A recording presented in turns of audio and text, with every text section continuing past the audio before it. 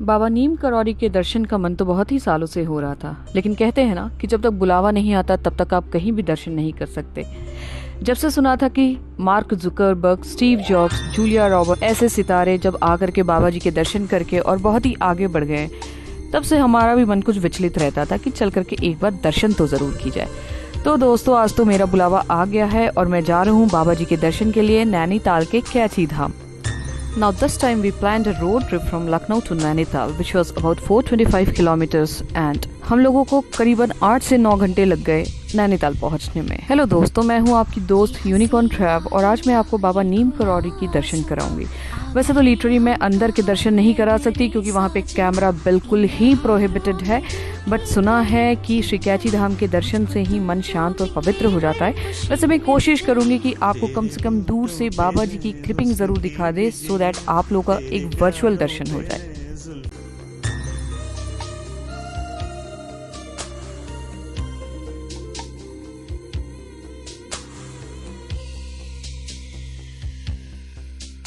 ये हंसी वादियाँ, ये खुला आसमां, आ गए हम कहाँ है मेरे साजना।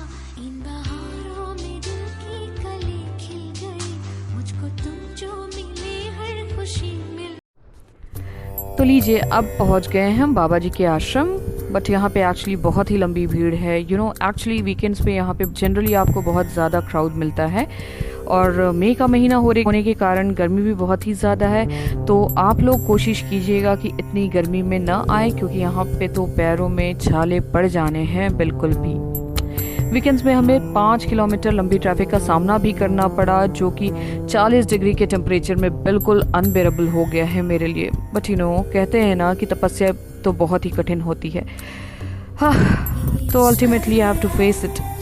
और ये देखिए कितनी लंबी लाइन लगी है यहाँ पे, कितने लोग यहाँ पे वीकेंड्स पे दर्शन करने आए हैं और पूरी दिल्ली तो एक्चुअली यहीं पर पहुँच गई है, क्योंकि जिससे पूछो वो तो यही बोल रहा है कि मैं दिल्ली का हूँ, मैं दिल्ली का हूँ, मैं चंडीगढ़ से हूँ। तो आई गेस मैक्सिमम दिल्ली वाले यहाँ पहुँच जाते हैं वीकेंड्स पे। रोड की डिस्टेंस भी कम है और मुझे लगता है कि रोड एक्चुअली बहुत ही अच्छा है फ्रॉम दिल्ली टू नैनीताल। तो ये चले आते हैं जनरली वीकेंड्स पे नैनीताल पे एंजॉय करने के लिए। नैनीताल के खूबसूरत वादियों के बीच में और शिप्रा नदी के बगल में ये कैची धाम की आश्रम है। चलिए जानते हैं बाबा नीम करौरी के बारे में, जिनका जन्म उत्तर प्रदेश में फिरोजाबाद जिले के अकबरपुर गांव में हुआ था। उनका जन्म सन 1900 में हुआ था। आपको पता है, उनके पेरेंट्स ने उनका नाम लक्ष्मी नारायण शर्मा रखा था। 1911 में ना उनके पेरेंट्स ने उनकी शादी करा दी और शादी के तुरंत बाद, चूंकि वो हनुमान जी के डाइटी थे, इसलिए उन्होंने घर को छोड़ दिया। लेकिन ना कुछ ही दिनों बाद उनके पिता ने जिद किया, इस कारण उन्हें घर को वापस आना पड़ा ताकि वो एक फैमिली मैन की तरह अपनी लाइफ को जी सके और एक सेटल्ड मैरिड लाइफ को वो बिता सके। उसके बाद क्या ही कहना, उनके 2 बेटे और 1 बेटी भी है। पर क्या होता है ना, जिनका मन जो है वो भगवान में लग जाता है ना, वो कभी ना कभी अपने एक मैरिड लाइफ से, एक सेटल मैरिड लाइफ से चले ही जाते हैं। तो जीवन में एक ऐसा समय भी उनके आया कि उन्होंने घर को छोड़ दिया और ईयर 1958 में वो एक साधु बन गए और उन्हें सब महाराज जी कह के बुलाने लगे। अब मैं आपको बताती हूँ कि महाराज जी के चमत्कार की कहानी कहाँ से शुरू हुई। कहते हैं एक बार की बात है कि बाबा जी ने बिना टिकट के ही ट्रेन में एक सीट बोर्ड कर लिया था।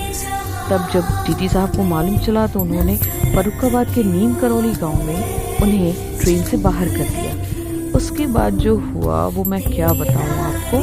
ट्रेन तो स्टार्ट ही नहीं हो रही थी, बार बार ट्राई करने पर भी ट्रेन स्टार्ट नहीं हो रही थी। तो ऑफ कोर्स ये तो मैजिक है ही। तब कुछ लोगों ने ये कहा कि साधु महाराज को ट्रेन की वापस बुला लीजिए। तो बाबा जी ने 2 शर्तों के साथ वापस बैठने को तैयार हो गए। पहला कि नीम करौरी गांव में एक स्टेशन बने और दूसरा साधुओं और भक्तों की ट्रेन में अच्छी तरह से ट्रीटमेंट मिले। पर क्या था, जैसे ही बाबा जी ट्रेन में बैठे, ट्रेन के पायलट्स और कंडक्टर उनकी ब्लेसिंग्स लेने बैठ गए और जब तक ब्लेसिंग्स नहीं दी बाबा जी ने तब तक वो ट्रेन स्टार्ट नहीं किए। ब्लेसिंग्स लेने के बाद जैसे ही पायलट ने ट्रेन को स्टार्ट किया, वो ट्रेन स्टार्ट हो गई।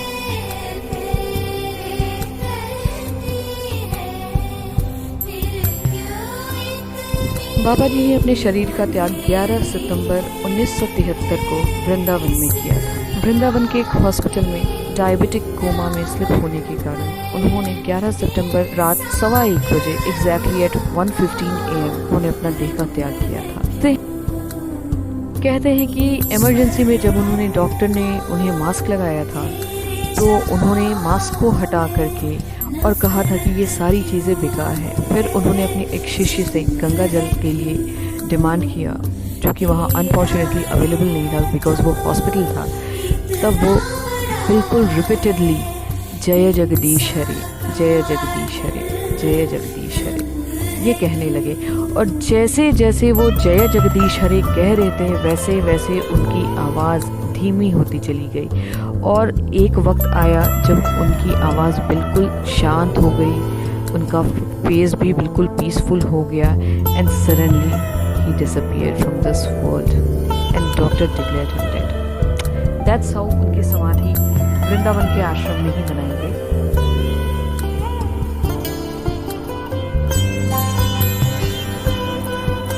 15 जून को देवभूमि कैथी धाम में मेले का आयोजन किया जाता है और यहाँ पर देश विदेश से बाबा नीम करौली के भक्त जरूर आते हैं। इस धाम में बाबा नीम करौली को भगवान हनुमान का अवतार माना जाता है और अपने जीवन काल में, अपने पूरे जीवन काल में श्री नीम करौली बाबा ने 108 हनुमान जी के मंदिर बनवाए। इनके महान भक्तों में एप्पल के मालिक स्टीव जॉब्स, फेसबुक के मालिक मार्क जुकरबर्ग और हॉलीवुड एक्ट्रेस जूलिया रॉबर्ट्स का नाम लिया जाता है। कहा जाता है कि इस धाम की यात्रा करके इनका जीवन पूरी तरह से बदल गया। तो मैं तो यही दुआ करूंगी कि हम सभी का जीवन बदले जैसे हम सबका बदल गया। ईश्वर करे कि आप सभी का जीवन इसी तरह से बदले और अच्छा हो जाए। तो फ्रेंड्स, इस तरह के और भी वीडियोस देखने के लिए प्लीज़ मेरे चैनल को सब्सक्राइब कीजिएगा और लाइक ज़रूर कीजिएगा। तो हम लोग मिलते हैं नेक्स्ट वीडियो में। Till that, bye.